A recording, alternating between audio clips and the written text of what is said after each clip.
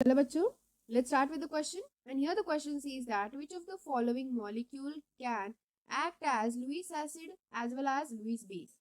तो यहाँ पे क्वेश्चन में क्या बोला गया है? So question is about that कि कौन सा ऐसा कंपाउंड है जो Lewis acid and Lewis base दोनों की तरह काम करता है.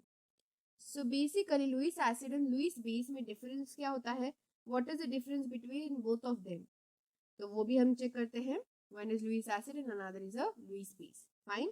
तो यहाँ पे डिफरेंस क्या होता है? लुइस एसिड, एसिड यानी कि क्या होता है, यहाँ पे इलेक्ट्रॉन्स जो है वो क्या किए जाते हैं? एक्सेप्ट किए जाते हैं.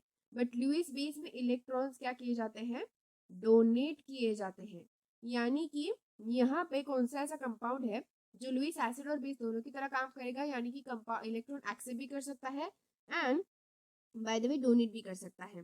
तो ये वही ऑर्बिटल यानी कि वही एक कंपाउंड कर सकता है जिसमें वैकेंट ऑर्बिटल्स प्रेजेंट हो. क्योंकि अगर वैकेंट ऑर्बिटल्स प्रेजेंट होंगे तो वो इलेक्ट्रॉन एक्सेप्ट भी कर सकता है and either according to the condition electron donate भी कर सकता है. सो यहाँ पे ऐसा कौन सा कंपाउंड है?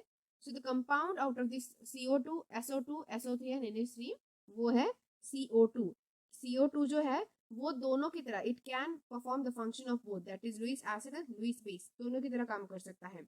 क्योंकि इसमें जो सल्फर है दैट इज S, जो सल्फर है उसके जो लोन पेयर्स हैं, बेसिकली सल्फर के पास क्या है?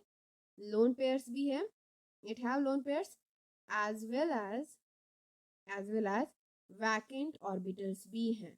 वैकेंट ऑर्बिटल्स यानी कि जो सल्फर है उसके पास लोन पेयर्स भी है और वैकेंट ऑर्बिटल्स भी है इन SO2 मॉलिक्यूल. जब हम SO2 मॉलिक्यूल की बात करेंगे, okay, not in the normal condition. Normal condition की सल्फर की बात नहीं हो रही यहाँ पे. सल्फर जब SO2 मॉलिक्यूल के फॉर्म में होगा तो उसके पास लोन पेयर्स भी है और वैकेंट डी ऑर्बिटल्स भी है. इसीलिए वो लुइस एसिड और लुइस बेस दोनों के फंक्शंस परफॉर्म कर सकता है. सो दैट्स व्हाई यहाँ पे हमारा आंसर भी क्या आएगा? Option number B, that is SO2 molecule which can act as both the Lewis base and Lewis acid. So I hope you got the answer very well. Thank you and all the best.